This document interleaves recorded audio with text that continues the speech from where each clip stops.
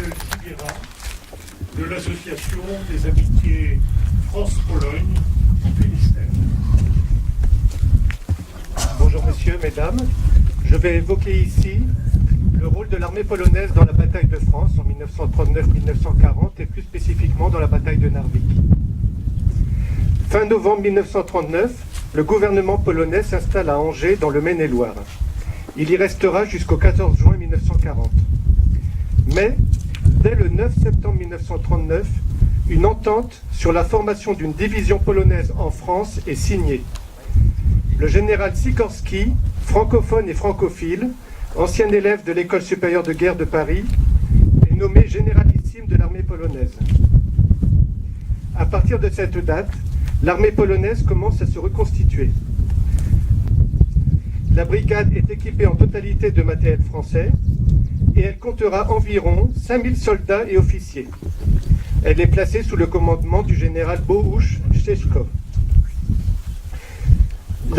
Cette brigade est intégrée au corps expéditionnaire français en Scandinavie au sein de la première division légère de chasseurs et envoyée en Norvège où elle participe à la bataille de Narvik.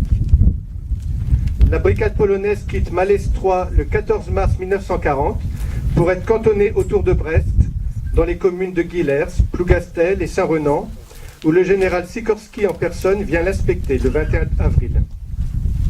Dans la nuit du 23 au 24 avril, les soldats polonais embarquent à bord des paquebots Chenonceau, Colombie et Mexique pour rejoindre la Norvège. Les 28 et 29 mai, ils participent avec succès à la prise d'Ankenes, Nyborg, Besfjord et de Narvik en repoussant les Allemands jusqu'à la frontière suédoise. Je vais vous lire un extrait du journal de marche du lieutenant Léon Stojowski. L'ordre d'attaque tomba le 28 mai à minuit, simultanément dans toutes les unités. Sur la presqu'île d'Ankenes, la progression des Polonais fut d'abord gênée par une multitude de ruisseaux et de petits lacs. Enfin, à l'aube du 29 mai, les Polonais se rendirent maîtres du centre-ville. Ankenes était tombé.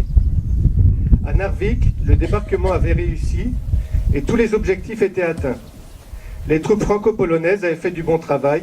L'ennemi se repliait en hâte. Au petit matin, les motocyclistes de la Légion firent leur jonction avec les chasseurs de Podhale au fond du Besfjord. Retirée de Narvik le 8 juin, compte tenu de la situation en France, la brigade, après un passage le 12 juin en Écosse, débarque à Brest le 14 juin 1940. Un autre extrait du journal de marche du lieutenant. Le 21 août 1940 suit la dissolution officielle de la brigade autonome des chasseurs, qui était connue en Écosse sous le nom de Brigade polonaise de Narvik. Son drapeau brûla en août 1944. Le bataillon de chasseurs de Podhale disparaîtra définitivement en juin 1947. Deux autres divisions ont participé à la bataille de France.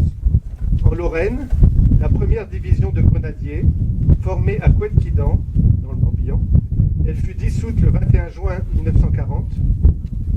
Dans le secteur de Belfort, la deuxième division de Polonais de chasseurs à pied, formée à Parthenay, dans les Deux-Sèvres. Dans la nuit du 18 au 19 juin, 13 000 de ces soldats passèrent en Suisse, où ils furent internés jusqu'à la fin des hostilités. Lors de la bataille de France, l'armée polonaise en France a perdu 6 000 combattants.